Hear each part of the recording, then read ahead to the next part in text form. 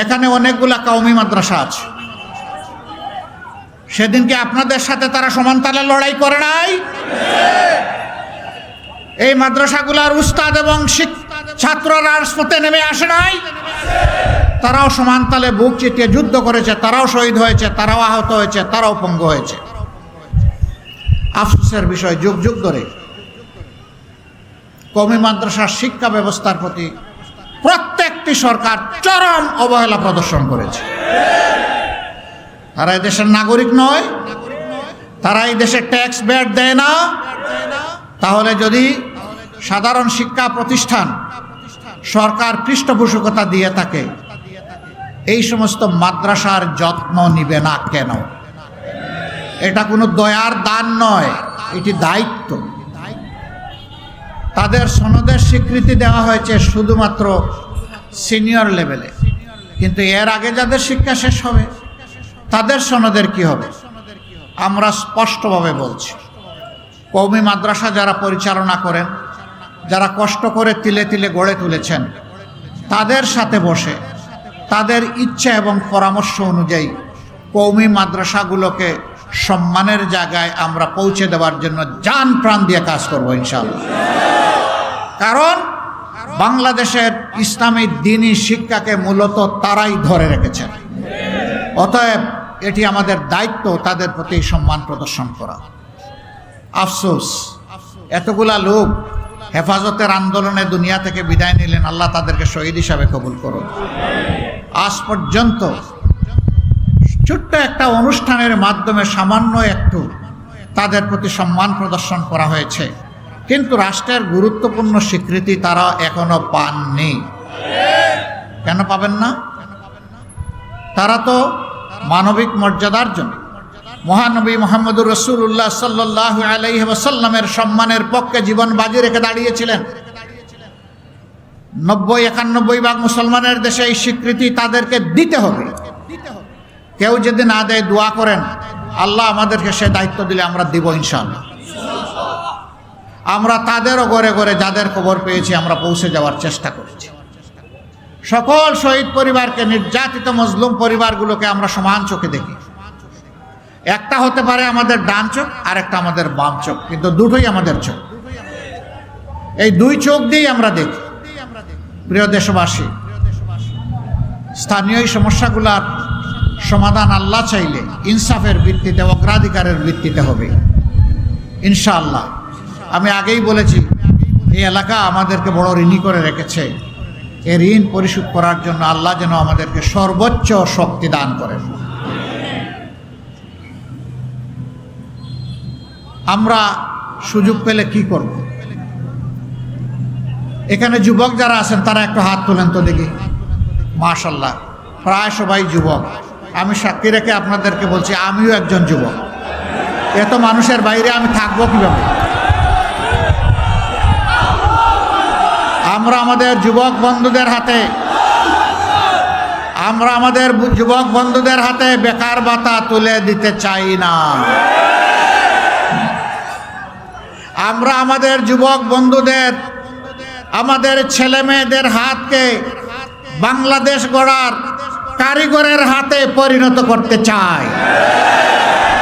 কারিগরের হাত কারো দয়ার দিকে তাকিয়ে থাকে না। কারিগরের হাত নিজেই কিছু করে দেশকে উপহার দেয়। আমরা আমাদের যুবক যুবতীদেরকে সেই সম্মানের জায়গায়, মর্যাদার জায়গায় নিতে চাই। বেকার ভাতা দিয়ে বেকার বানাবো না, বরঞ্চ বেকারকে কেমনে কর্ম উপযোগী করা যায় তাই চেষ্টা করব ইনশাআল্লাহ। আমরা আমাদের যুবক যুবতীদের মুখে বাংলা ভাষার পাশাপাশি ইংলিশ এবং আরবি তুলে দেব। সারা দুনিয়ায় তারা গেলে যাতে সম্মানের সাথে তার নিজের কর্মসংস্থান হয়, দেশকে প্রতিনিধিত্ব করতে পারে, পরিবার এবং দেশের মুখ উজ্জ্বল করতে পারে। আর আমরা তাদের হাতকে দক্ষ হাত হিসাবে গড়ে তুলব ইনশাআল্লাহ। এর জন্য আলাদা কোনো শিক্ষা ব্যবস্থা থাকবে না।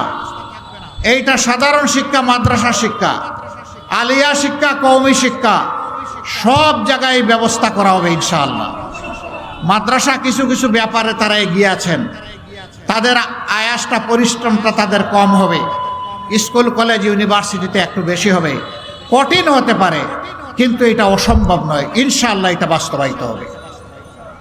আমাদের অঙ্গীকার, আমরা গরিব ধনী, ছোট বড়, শিশু থেকে বৃদ্ধ, ধর্ম বর্ণ নির্বিশেষে সকল মানুষের জন্য আমরা সমাজে ন্যায় বিচার নিশ্চিত করব ইনশাআল্লাহ। সেই ন্যায় বিচার হবে ইসলামের সুমহান মানদণ্ডে। এই জন্যই ভাই আমাদের প্রতীকটা পাল্লা। যারা ন্যায় বিচার চায় না তারা পাল্লাকে সহ্য করতে পারে না এই অতীতে। কারণ পাল্লা যদি বিজয়ী হয় সমাজে ন্যায় বিচার প্রতিষ্ঠিত হবে, তখন তাদের কোনো ধরনের ভেলকিবাজি, ধান্দাবাজি এগুলা চলবে না।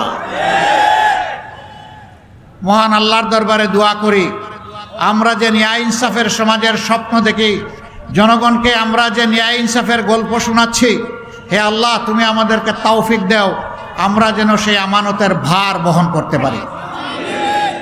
একই অপরাধে একজন সাধারণ মানুষের যদি শাস্তি হয়, বিচারের আওতায় আনা হয়, ইনশাআল্লাহ তাআলা আজিম সেই সমান অপরাধ করে থাকলে প্রেসিডেন্টকেও শাস্তির আওতায় আনা হবে। এটা দেখা হবে না হু শি অর হি ইজ, তিনি কে এটা দেখা হবে না, দেখা হবে তিনি অপরাধ করেছেন কিনা। অপরাধ করার পরে অনেকেই পার পেয়ে যায়, কারণ তার মামা খালু আছে, তার পকেটটা বড় ভারী, তার মাসুলটা বড় শক্ত। তাদের প্রতি আমাদের পক্ষ থেকে সুসংবাদ, ওই সবগুলো সেদিন অবশ হয়ে যাবে। মামা খালুরা কিছুই করতে পারবে না, ভারী পকেট দিয়ে আপনি পার পাবেন না, মাস্তানি করে আপনি বিচারের হাত থেকে রেহাই পাবেন না। সে বিচার নিশ্চিত করা হবে ইনশাআল্লাহ। সম্মানিত ভাই ও বোনেরা, একটা পরিবার যেমন নারী পুরুষের সমন্বয়ে গড়ে ওঠে, একটা দেশ এবং সমাজও নারী পুরুষের সমন্বয়ে গড়ে ওঠে। এই এক অংশকে উপেক্ষা করে আরেক অংশকে নিয়ে দেশকে সমৃদ্ধশালী করা সম্ভব নয়। এখন বলবেন আমাদের মায়েরা কি ঘরের বাইরে কাজ করবেন? হ্যাঁ, অবশ্যই করবে। বলবেন কেন? বলা তো হয়েছে ঘর তাদের জন্য মূল জায়গা। আমি যদি প্রশ্ন করি, রাসূলুল্লাহ সাল্লাল্লাহু আলাইহি ওয়াসাল্লাম প্রত্যেকটি ঝুঁকিপূর্ণ যুদ্ধে আমাদের মাদেরকে শরীক করেছেন যোদ্ধা হিসাবে। আমি কে আমার মাকে সমাজের খেদমত থেকে বঞ্চিত রাখা? যুদ্ধের চাইতে কোনো কঠিন কাজ আসমানের নিচে এবং জমিনের উপরে নাই। সেই কাজে আমাদের মায়েরা অংশগ্রহণ করেছেন। ইনশাআল্লাহ বাংলাদেশে অগ্রগতি উন্নয়নে সঙ্গত সকল জায়গায় তাদের মেধা, যোগ্যতা এবং প্রয়োজন অনুযায়ী তারা অংশগ্রহণ করবেন। দুইটা জিনিস তাদের জন্য এখন নেই, একটি হচ্ছে তাদের নিরাপত্তা, আরেকটি হচ্ছে তাদের সম্মান বা মর্যাদা। আমরা কথা দিচ্ছি, ঘরে, চলাচলে এবং কর্মস্থলে তিনটা জায়গায় আপনাদের জন্য আমরা ইনশাআল্লাহ সর্বোচ্চ গুরুত্ব দিয়ে নিরাপত্তা নিশ্চিত করব এবং মর্যাদা আপনাদের হাতে তুলে দেব। কোনো জালিম আপনাদেরকে আর ইফটিজিং করার দুঃসাহস দেখাবে না। কর্মক্ষেত্রে কোনোভাবেই আপনাদেরকে আর হেনস্থার শিকার হতে হবে না। মর্যাদা এবং নিরাপত্তার সাথে আপনারা করবেন। চলাচলের সময়, বিশেষ করে পিক আওয়ারে বড় শহরগুলোতে, রাজধানী সহ আমরা শুধু মহিলাদের জন্য ইভিনিং বাস সার্ভিস চালু করব ইনশাআল্লাহ। পুরুষরা হাঁটতে পারবে, সাইকেল চালাতে পারবে, বাইক চালাতে পারবে, তারা পাবলিক ট্রান্সপোর্টে ঠেলাঠেলি করে উঠতে পারবে, কিন্তু আমাদের মায়ের মর্যাদা আমাদের জীবনের চেয়ে বেশি। আমরা চাই না আমাদের মায়েরা ওই রকম বিব্রতকর পরিস্থিতিতে পড়ুক। তাদের জন্য মর্যাদার সাথে চলাচলের ব্যবস্থা ইনশাআল্লাহ করে দেওয়া হবে। সরকারি যে সমস্ত ডাবল ডেকার বাস আছে, একটা তলা অর্থাৎ নিচতলা, মায়েরা উপরে উঠতে গিয়ে কষ্ট হতে পারে, বিভিন্ন সমস্যা হতে পারে, নিচতলাটা তাদের জন্য সংরক্ষণ করা হবে ইনশাআল্লাহ। পুরুষরা কষ্ট করে, আমরা উপরের তলায় বসবো, কোনো অসুবিধা নেই। জায়গা না পাই হাঁটবো, রিক্সায় চড়বো, বাইক চালাবো, তাও মাদেরকে আমাদের মর্যাদা দেখাতে হবে। কারণ আমরা বিশ্বাস করি, গভীরভাবে বিশ্বাস করি, কলিজা দিয়ে বিশ্বাস করি, আমাদের জীবনের চাইতে আমাদের মায়েদের ইজ্জতের মর্যাদা বেশি। আচ্ছা, এইখানে কেউ আছেন যিনি বাপের পেট থেকে দুনিয়া এসেছেন? থাকলে হাত তুলেন। নাই। আচ্ছা ঠিক আছে, বাপের পেট থেকে আসলেন না, দুনিয়া আসার পরে বাপের বুকের দুধ খেয়েছেন যারা, তারা একটু হাত তুলেন। নাই। পারবেন? কোনো পুরুষ একটা বাচ্চা গর্ভে নিতে পারবেন? কোনো পুরুষ নিজের বাচ্চাকে বুকের দুধ দিতে পারবেন? তো মায়ের সাথে তুলনা করতে যাবেন কেন? মায়েদের তুলনা শুধু মায়েদের সাথে, অন্য কারো সাথে নয়। এই মায়ের জাতিকে ইনশাআল্লাহ ন্যায় ইনসাফের বাংলাদেশ হলে তাদেরকে সম্মানের আসনে সর্বত্র বসানো হবে, তাদের প্রাপ্য মর্যাদা তাদের হাতে তুলে দেওয়া হবে। এইখানে জলাবদ্ধতা, খোলা ড্রেন, দুর্গন্ধ, অপরিচ্ছন্নতা, নদীর জীবন খতম, ময়লার ভাগাড় নদীকে বানানো হয়েছে, এই সবগুলো আমাদের মাথায় আছে। দোয়া করবেন আগামীতে আমরা যদি দেশ পরিচালনার সুযোগ পাই, ওই এলাকার যিনি কাউন্সিলর হবেন, যিনি মেয়র থাকবেন, এমপি যিনি হবেন, বৎসরে 4 বার তাদেরকে এই নদীর পানিতে গোসল করানো হবে। যখন 3 মাস পর পর নদীর পানিতে গোসল করবেন, কারো জানা থাকবে না কোন দিন সেই ডেট, একই ডেটে সবাই না, ভিন্ন ভিন্ন ডেটে। কাজে এই নদীর পানিকে মুক্তার মতো পরিষ্কার রাখতে তারা বাধ্য হবে। যেই মেয়র, যেই জনপ্রতিনিধি এই দায়িত্ব পালনে ব্যর্থ হবেন, তাকে বরখাস্ত করা হবে। সমাজকে অসুস্থ রেখে কিসের মাতব্বরি আর তোমার নেতাগিরি?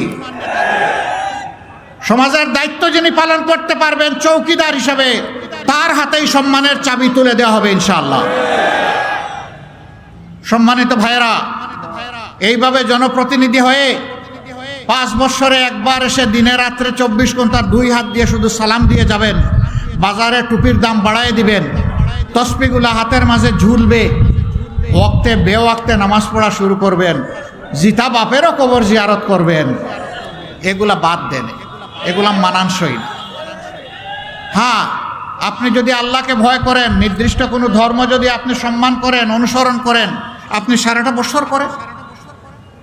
ওই রকম ইলেকশন আসলে মানুষের নরম কোনো অনুভূতিকে পুঁজি করার জন্য আপনি এই সময় কেন? আল্লাহর দরবারে দোয়া করি 365 দিন প্রতি বছর 5 ওয়াক্ত যেন আল্লাহ সবাইকে আমাদেরকে নামাজ পড়ার তৌফিক দান, রমজান মাসে রোজার হক আদায় করার তৌফিক দান করেন, মদ থেকে, জুয়া থেকে, সন্ত্রাস থেকে প্রত্যেকটা মানুষকে আল্লাহ বেঁচে থাকার তৌফিক দান করুন। সম্মানিত বন্ধুগণ, কথা আমি এখানেই শেষ করতে যাচ্ছি। তার আগে আপনাদেরকে আমি আবারও বলবো, হা মানে আজাদি, না মানে গুলামি। 12 তারিখ হা হবে না না হবে? আর একটু জুড়ে বলেন, হা হবে না না হবে? যারা নার চিন্তা লুকে লুকে করছে, তাদের ভিতর কেঁপে উঠুক, সেই রকম করে হা বলেন, হা না না। মোবারকবাদ। প্রত্যেকটি ঘরে ঘরে জনে জনে হায়ের আওয়াজ তুলতে হবে ইনশাআল্লাহ। আমাদের সন্তানেরা তারই আওয়াজ দিয়ে গেছে, উই ওয়ান্ট জাস্টিস। সেই ন্যায় বিচারের জন্যই হা, শহীদদের রক্তের প্রতি সম্মান দেখানোর জন্য হা, জুলাই যোদ্ধাদের প্রতি সম্মান দেখানোর জন্য হা, 47, 71, 24-এ যারা লড়াই করেছেন তাদের প্রতি সম্মান দেখানোর নাম হচ্ছে হা। সম্মানিত ভাইয়েরা, তারপরে 10টা দল আমরা একত্রিত হয়েছি। আমরা এক দল হিসাবে ময়দানে আসে নাই। কেন 10 দল একত্রিত হলাম? আমরা 10-এ মিলেই দেশটাকে গড়তে চাই। এমনকি নির্বাচনে আমরা বিভিন্ন পক্ষ এখন প্রতিদ্বন্দ্বিতা করছি। সবার প্রতি অনুরোধ, যুক্তির মাধ্যমে, শান্তিপূর্ণ কর্মসূচির মাধ্যমে আপনি ভোটারদের কাছে যান, কিন্তু কেউ কোথায় গায়ের জোর দেখানোর চেষ্টা করবেন না। আজকের জমানা বড় সতর্ক। আপনার ঘরের ডিভাইসও আপনার বিরুদ্ধে সাক্ষী হয়ে যাবে, আপনি জানতেও পারবেন না। আমরা 2টা অ্যাপস খুলছি জাতীয়ভাবে, ইনশাআল্লাহ আপনারা পেয়ে যাবেন। একটা চাঁদাবাজদেরকে চিহ্নিত করার জন্য, আপনিও বুঝবেন না, চাঁদাবাজও বুঝবে না, কিন্তু সব রেকর্ড হয়ে যাবে এবং তার কমপ্লেনটা যথাস্থানে চলে যাবে। এইখানে কারো পরিচয় নিয়ে কোনো সমস্যা নাই, বিষয়টা একেবারেই অটোমেটাইজড। ভয়ের কোনো কারণ নাই। আর ভয় যদি থাকেও সেই ভয়কে আমরা জয় করব ইনশাআল্লাহ। 2 নম্বর অ্যাপস হচ্ছে আপনার এলাকার সমস্যার কথা। এটা আপনি অ্যাপস আপলোড করে আপনি পৌঁছে দিতে পারবেন, কারো দুয়ারে গিয়ে আপনাকে ঘুরতে হবে না ইনশাআল্লাহ। যার দরবারে পৌঁছবে এখন তার দায়িত্ব হবে এসে আপনার খবর নেওয়া। তিনি আসতে পারলে ভালো, না হয় তার মানুষ পাঠিয়ে খবর নেবেন, তাকে সেই দায়িত্ব পালন করবে। আমরা 6 মাসে একবার নির্বাচিত হলে আমাদের সঙ্গীয় জনপ্রতিনিধিদেরকে জনগণের মুখোমুখি করব। তারা খোলা মনে জানতে চাইবেন তাদের অধিকার কোথায় লঙ্ঘন করা হয়েছে, কেন করা হয়েছে, কেন তাদের এই দাবিটা মানা হচ্ছে না, সমস্যা কোথায়, দেরি হচ্ছে কেন, অথবা হচ্ছে না কেন, এটা জানার অধিকার তাদের থাকবে। আমরা ইশতেহারে যে সমস্ত কথা বলবো এগুলা সম্পর্কে জানার অধিকার থাকবে এই কারণে যে আমরা কারো নিজের বাপের টাকায় এই দেশ চালাবো না। এই দেশ চলবে জনগণের টাকায়। যেই জনগণ তাদের টাকা দিয়ে দেশ চালাবে সেই জনগণের কাছে টাকার হিসাব অবশ্যই দিতে হবে। এই জনপ্রতিনিধির সম্পদেরও হিসাব দিতে হবে আর সরকারি ট্রেজারিরও হিসাব দিতে হবে, দুইটাই দিতে হবে। বলবেন যে অনেকেই তো বলে, করে না তো। ভাই, আমরা যা বলি করার চেষ্টা করি। আমরা 5 তারিখ বলেছিলাম আমরা কোনো প্রতিশোধ নেবে না। আপনারা বলেন কারো কাছ থেকে আমরা প্রতিশোধ নিয়েছি? বলেছিলাম মামলা বাণিজ্য করব না, আমরা করেছি? বলেছিল আমাদের লোক চাঁদাবাজি করবে না, করেছে? বলেছিলাম যে কারো ইজ্জতের পর হাত দিবে না, দিয়েছে? আমরা কথা যখন আজ রেখেছি কালও রাখবো ইনশাআল্লাহ। আর যারা এখনই রাখতে পারছে না, আমি আল্লাহর দোহাই দিয়ে বলি এদেরকে মোটেই বিশ্বাস করবেন না। আজই রাখতে পারে না, কালকে রাখবে কিভাবে? আমি জানি বাংলাদেশের মানুষ সচেতন। কে আসল মানুষ আর কে বেজাল মানুষ বাংলাদেশের জনগণ এটা বুঝে। আসুন 12 তারিখ এই 10 দলের যাকে যেখানে আমরা প্রতিনিধি হিসেবে দিয়েছি সংসদে প্রতিনিধিত্ব করার জন্য, আপনারা সেই ন্যায় ইনসাফের পক্ষে অবস্থান গ্রহণ করুন, আজাদির পক্ষে অবস্থান গ্রহণ করুন, মানুষের পক্ষে, কোনো দল গোষ্ঠীর পক্ষে না। আসুন অবস্থান গ্রহণ করুন। আমরা বলেছি আমরা জামাতে ইসলামের বিজয় চাই না, আমরা জনগণের বিজয় চাই। জনগণের বিজয় হলেই আমাদের বিজয়, আলহামদুলিল্লাহ। সেই বিজয়টা আমরা চাচ্ছি। একটু আগে আপনারা লক্ষ্য করেছেন আমাকে একটা সম্মাননা স্মারক দেওয়া হয়েছে। এ স্মারক আমার প্রাপ্য নয়।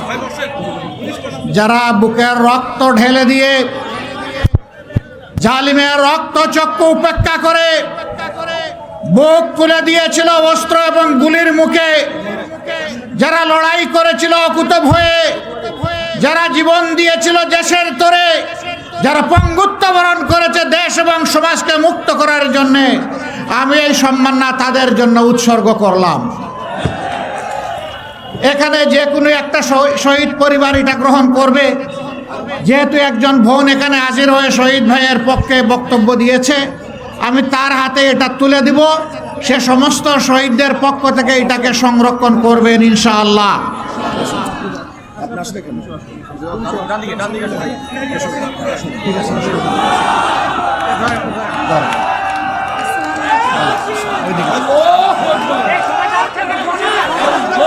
ঠিক আছে, এটা একটু উঠায় দেন।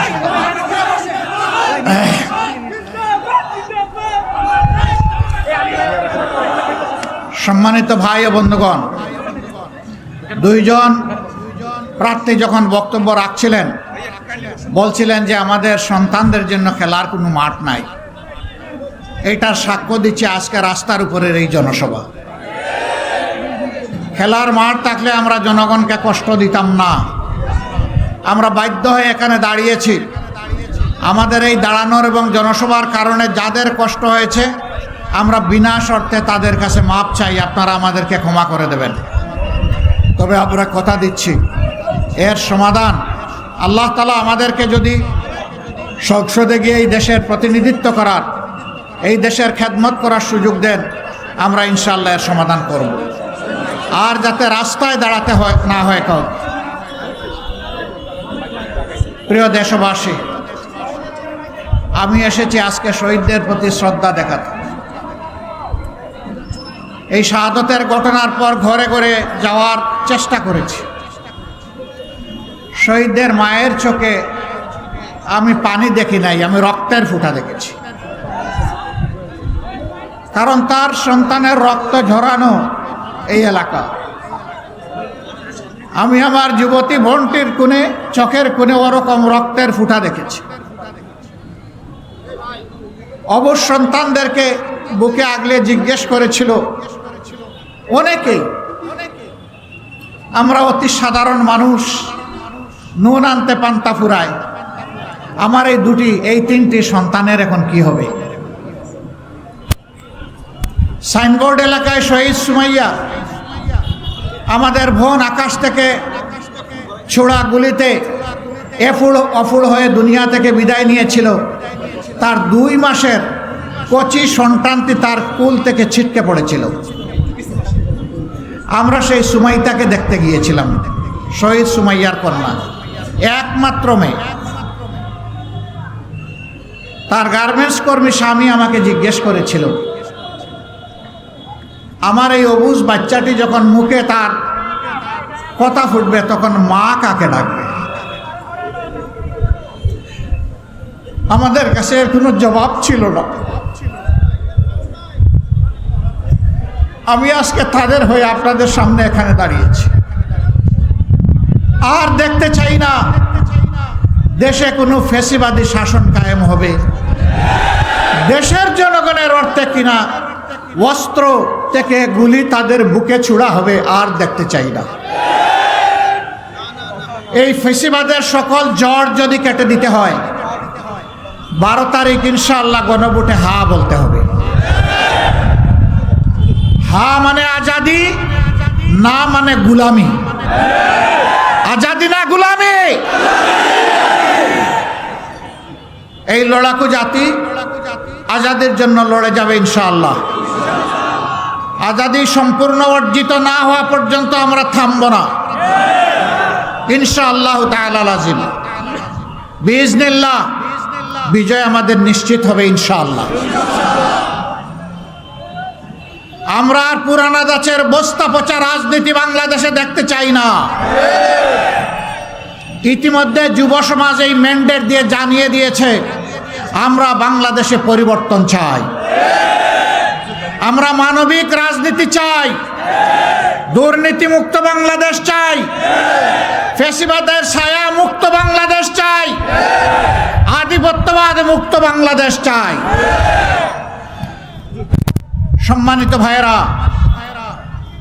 যারা জনগণের এই দাবি বুঝতে পারে না, জনগণের বুকের ভাষা বুঝে না, ইনশাআল্লাহ বাংলাদেশের সংগ্রামী জনগণ আগামী 12 তারিখ তাদেরকে বুঝিয়ে দেবে।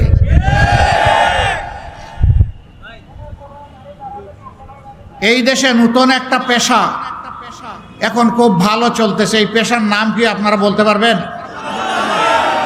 কি নাম? চাঁদাবাজি।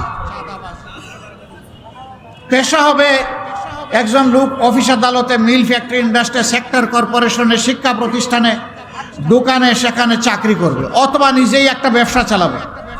পেশা হবে আমার কৃষক, তার যন্ত্রপাতি নিয়ে মাঠে চলে যাবে, সেখানে ধান ফলাবে, সেখানে ফল বীজ লাগাবে, সেখানে গাছ লাগাবে। পেশা হবে একজন শিক্ষিত যুবক, শিক্ষিত হয়ে টেক বেস মেরিটোক্রেসির বাংলাদেশ গড়বে। এইটা হবে পেশা।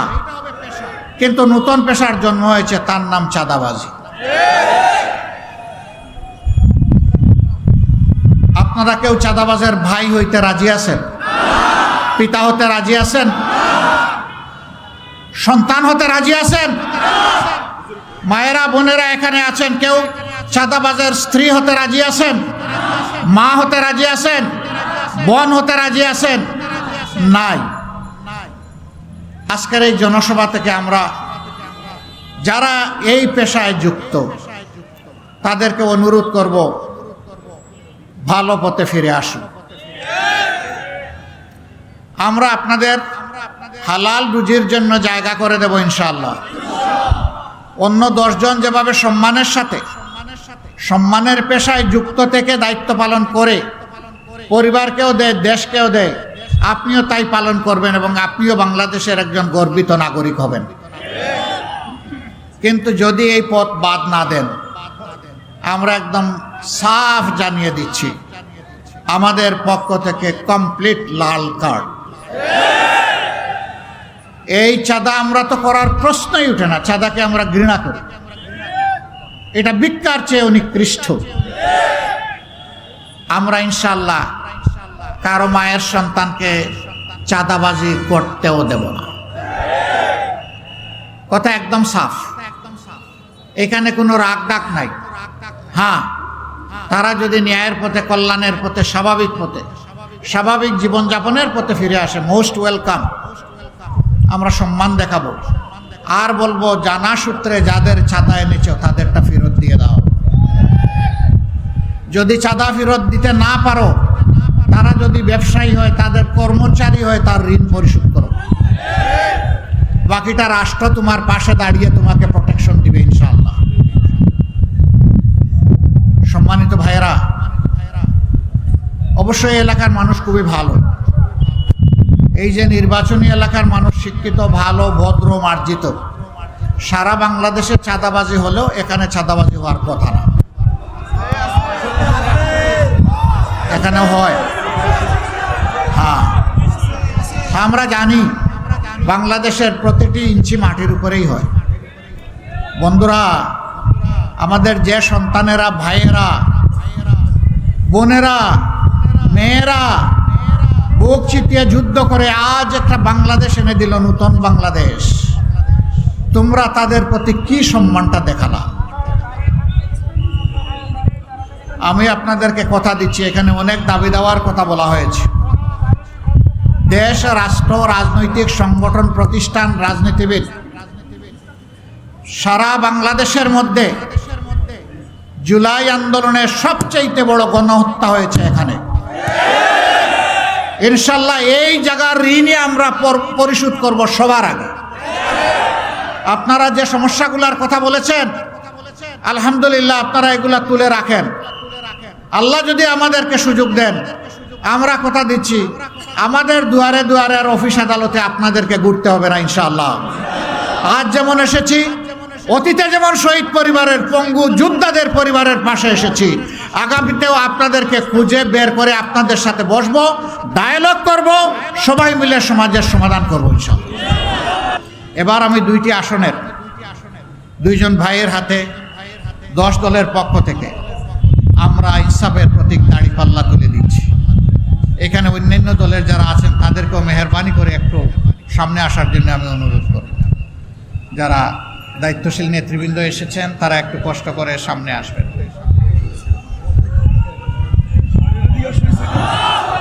আমরা ডানপন্থী, ডান দিকে আসতে হবে। যে আমরা প্রথমে আসেন, আপনি আসেন, আপনি আগে আসবেন, এইদিকে, এদিকে আসেন। আমার একটু সরাও, নাকি আগে জায়গা দাও। আমার পাশেই দাঁড়িয়ে আছেন সৈয়দ জাইনুল আবেদিন, তিনি ঢাকা 4 আসনের 10 দলের পক্ষ থেকে ইনশাআল্লাহ আগামী নির্বাচনী লড়াইয়ে নেতৃত্ব দিবেন। আমরা আপনাদের সকলের পক্ষ থেকে, তুমি হাত বাড়াইও, সকলের পক্ষ থেকে আমরা তার হাতে ইনসাফের প্রতীক দাঁড়িপাল্লা তুলে দিলাম। আপনারা দাঁড়িপাল্লার পক্ষে থাকবেন? দাঁড়িপাল্লার বিজয় নিয়ে 12 তারিখ আপনারা ইনশাআল্লাহ সবাই ফিরবেন। কোনো চোর ডাকাত যাতে আপনাদের বুটের ক্ষতি সাধন করতে না পারে, আপনারা পাহারাদারি করবেন আপনাদেরকে মোবারকবাদ। এরপরে আমরা প্রতীক তুলে দিচ্ছি 5 আসনের আমাদের সংসদ সদস্য পদপ্রার্থী 10 দলের পক্ষ থেকে আমাদের ভাই জনাব কামাল হুসাইন, তার হাতে আমরা ইনসাফের প্রতীক দাঁড়িপাল্লা তুলে দিলাম।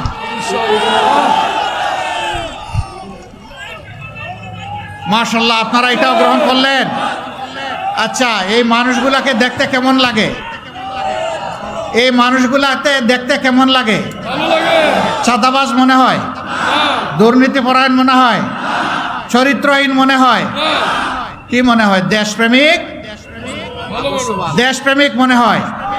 ইনশাআল্লাহ আপনারা তাদের হাতকে শক্তিশালী করবেন এবং আগামীর সংসদকে ইনসাফের সংসদে পরিণত করার জন্য দুইটি আসনেই তাদেরকে বিজয়ী করবেন ইনশাআল্লাহ। এই এলাকার সমস্ত ভাই বোনদের কাছে আমাদের এই আবেদন, আপনারা ইনশাআল্লাহ আশা করি আমাদের পাশে থাকবেন, সাথে থাকবেন, লড়ে যাব একসাথে, আজাদি ছিনিয়ে আনবো একসাথে ইনশাআল্লাহ। আপনারা গিয়ে বসেন।